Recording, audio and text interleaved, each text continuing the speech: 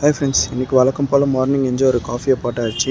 இன்றைக்கி இந்த வீடியோ வந்து கொஞ்சம் அவுட்டோரில் தான் வாய்ஸ் ஓவர் கொடுத்துட்ருக்கேன். ஸோ பேக்ரவுண்ட் ஏதாவது வாய்ஸ் கேட்டால் மன்னிச்சிடுங்க. என்னடா வீடியோ ஸ்டார்ட் பண்ணோன்னே பெட்ஸாக காட்டுறேன் அப்படின்னு பார்த்தீங்கன்னா, மார்னிங் நம்ம பேர்ட்ஸ்க்கு ஃபுட்டை ஃபீட் பண்ணிட்டு லைட்டாக திறந்து வச்சிட்டோம். 2 பேர்டு வெளில போயிடுச்சு.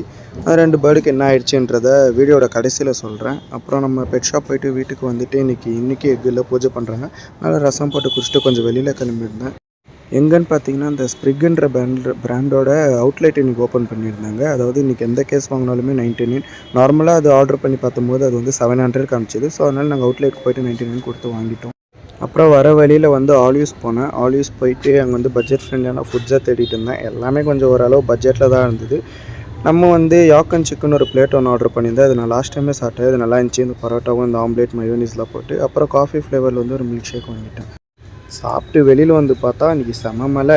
அப்படியே லைட்டாக நனைஞ்சிட்டு வண்டியை ஒரு ஓரமாக விட்டுட்டு ஒரு கடைக்கு வெளியில் உட்காந்தாச்சு. அப்புறம் நான் பேர்ட்ஸோட அப்டேட் கொடுக்குறேன்னு சொன்னேன் இல்லையா. பேர்ட்ஸ்க்கு என்ன ஆயிடுச்சின்னு பார்த்தீங்கன்னா, 4 பேர்டில் இந்த பேர்டும் அந்த எல்லோ கலர் பேர்டும் வெளியில் வந்து பறந்து போயிடுச்சு. ஆக்சுவலி இதுதான் ரொம்ப ஆக்டிவ். இதுக்கு பேர் பெரி. நான் வச்ச பேர் பெரி. அந்த எல்லோ கலர் பேர் மேங்கோ. கலருக்கு ஏற்ற மாதிரியே வச்சுட்டேன். அந்த மேங்கோ என்ன பண்ணிடுச்சு, நாய் இருக்க பில்டிங்காக பார்த்து உள்ளே பூந்துருச்சு. நாய் அதை வந்து கடித்து அதை சாப்பிட்டுடுச்சு. எனக்கும் நேற்று டேவே ஒரு மாதிரி போயிடுச்சு.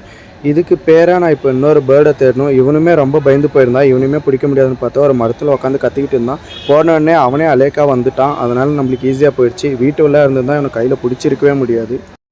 இவன் வந்து மேல் ஆக்சுவலி. ஸோ இவனுக்கு ஏற்ற மாதிரி ஆக்டிவாக இருக்க ஒரு ஃபீமேல் வந்து நம்ம வாங்கணும். அது ஒரு 2 டேஸில் தான் கடையில் ஸ்டாக்ஸ் வரும். நாங்கள் போயிட்டு நம்மளுக்கு பிடிச்ச மாதிரி செலக்ட் பண்ணிட்டு நான் அடுத்த வீடியோவில் அப்டேட் பண்ணுறேன். தேங்க்யூ.